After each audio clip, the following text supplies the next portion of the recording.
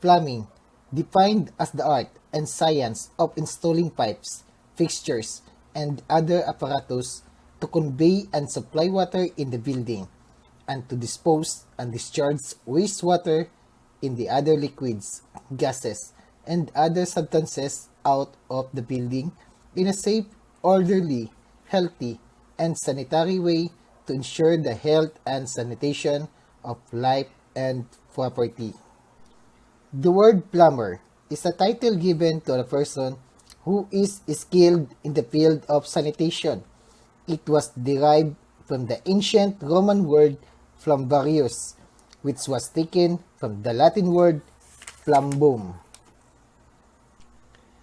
Flumbarius refers to an individual who worked in the sanitary field of ancient Rome. Plumbum, on the other hand, meant lead. Lead, a metal used as the plumbing material by the Romans, favored for its twin properties of malleability and resistance to acid. 17th century, the English Parliament passed the first plumbing apprentice law. Plumbing has two main objectives. 1. To supply water to different parts of the building. 2. To remove and discharge human waste and other substances out of the building into the public sewer or septic tank. Conditions for an effective water supply in the building. 1. To provide sufficient amount of water to supply its fixtures. 2. To prevent backflow of used water into the water supply system. The drainage system should accomplish the following. 1. Fast removal of the waste with a minimum probability of leakage and stoppage of drains. 2. To prevent the entry of house vermin and obnoxious gases into the house from the piping system. Mandatory requirement for the drainage system. All plumbing design and installation are governed by a set of rules and limitations prescribed by the National Plumbing Code, which provides that all drainage system must conform with a set of requirements enumerated as follows. 1. That all pipe must be well fitted and tightly connected with each other to prevent leakage of gas and liquid. 2. That the drainage pipe shall be graded or inclined properly for the downward gravity flow of the water toward the main sewer, to the main sewer line, or to the septic tank. 3. That the drainage pipe shall be provided with adequate clean-out, accessible for the reaper in case of stoppage. 4. The drainage system must be provided with ventilation pipe that will convey gases to the atmosphere where it can do no harm to human health. 5. That, except for the water closet, its fixtures shall be provided with suitable trap that will prevent backflow of gases. 6. That the drainage system must be vented to avoid siphonage or backflow of the water still. Waste is classified into two types. Solid waste, discharged by water closet. Liquid waste, coming from various fixtures. Two types of drainage piping. 1. The soil pipe. 2. The waste pipe.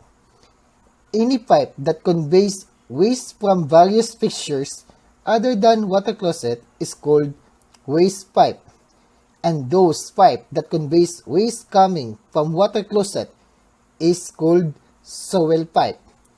Unlike the waste pipe that is exclusively to receive discharges coming from the fixtures only, the soil pipe can accept both waste from the water closet and the fixtures. The drainage installation is sometimes referred to as DWB, which means D for drainage, W for waste, B for ventilation. Air gap. An air gap in the water supply system is the unobstructed vertical distance through the free atmosphere between the lowest opening from any pipe or faucet supplying water to a tank, plumbing fixtures, or other device, and the flood level rim of the receptacle. Air gap. Backflow. The flow of water or other liquid mixtures or substances into the distributing pipe of potable supply of water from any source other than its intended source. Backflow. Backseponage refers to the backflow of used contaminated or polluted water from the plumbing fixtures or vessel into the water supply pipe due to a negative pressure in such pipe. Backseponage. Battery of fixtures refers to any group of two or more similar adjacent fixtures which discharges into a common horizontal waste pipe or soil branch. Battery of fixtures. Bead. Synonymous with faucet, cap, tap, plug, etc. The word faucet is preferred. Bib. Blind flange. A flange that closes the end of the pipe. There is no opening for the facades of water. Blind flange. Blow up. A controlled outlet of the pipeline used to discharge water. Blow up. Branch. Any part of the piping system other than the main riser or stack. Branch. Branch interval. The length of the soil or waste stack corresponding in general to the story height, but in no case less than 2.4 meters, within which the horizontal branches from one floor or story of the building are connected to the stack. Branch interval. Branch bend. A bend connecting one or more individual bends with a bend stack or the stack bend. Branch bend. Calking. A plugging and opening with oakum, lead, or other materials that are pounded into the place or opening. Calking. Circuit bend. A branch bend that serves two or more traps and extend from the front of the last fixtures, connections of the horizontal branches to the bend stack. Circuit bend. Continuous bend. A vertical bend that is continuation of the drain to which the bend connects. Continuous bend. Combination fixtures. A fixtures combining one sink and a tray, or two or three compartment sink, or three in one bend. Combination fixtures. Combination waste and bend system. A specialized design system of the waste piping embodying the horizontal vent venting of one or more sink or floor drains by means of the common waste and bent pipe adequately sized to provide free movement of air above the flow line of the drain. Combination waste and bent system. Common vent. A drain from two or three fixtures connected to the single trap. It was also called a dual vent. Common vent. Cross connection. Any physical connection between two otherwise separate piping systems. One contained potable water and the other from unknown or questionable safety, whereby water may flow from one system to the other direction of one flow, depending on the pressure differential between the two systems. Cross connections. Dead end. The extended portion of the pipe that is closed at one end, permitting the stagnation of water or air therein. Dead end. Developed length. The length along the center of the pipe and fitting. Developed length. Diameter. The diameter of the pipe or the tube refers the nominal internal diameter or ID of such pipe, except brass and copper tube, where the term refers to the outside diameter or OD of the pipe. Diameter. Internal diameter for tube. Outside diameter or ID for brass and copper tube. Drainage system. Drainage system includes all piping within the public or private premises that conveys seaweeds, rainwater, or other liquid waste to the legal point of disposal. It does not include the main of the public sewer system, private or public sewerage treatment, or disposal plant. Drainage system.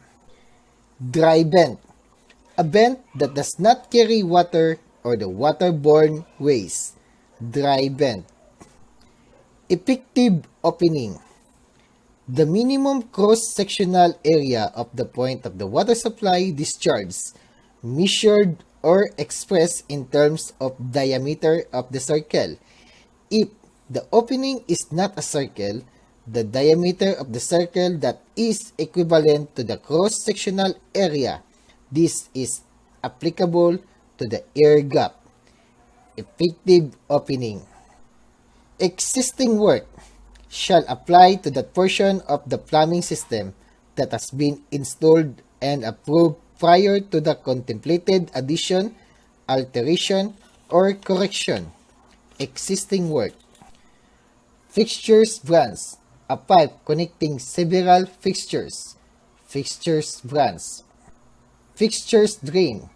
The drain from the trap of the fixtures to the junction of that drain with any other drain pipe. Fixtures drain. Fixtures supply.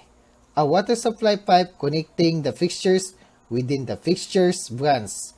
Fixtures supply. Fixtures unit flow rate. The total discharge flow in gallon per minute of the simple fixtures divided by 7.5 gallon that provide the flow rate of the particular plumbing fixtures as the unit of flow. Fixtures are rated as multiple of this unit of flow. Fixtures unit flow rate. Flood level. A device located inside the tank for the purpose of maintaining water level for effective flushing of the water closet. Flood level. Ferruli. A metallic sleeve coiled or otherwise joined to an opening in pipe into which the plug is screwed that can be removed for the purpose of cleaning and examining the interior of the pipe. Ferruli. Flush bulb. A device located at the bottom of the tank for the flushing water closet and similar fixtures. Flush bulb. Flush bulb. A device located at the bottom of the tank for flushing water closet and the similar fixtures. Flush bulb. Flushometer bulb.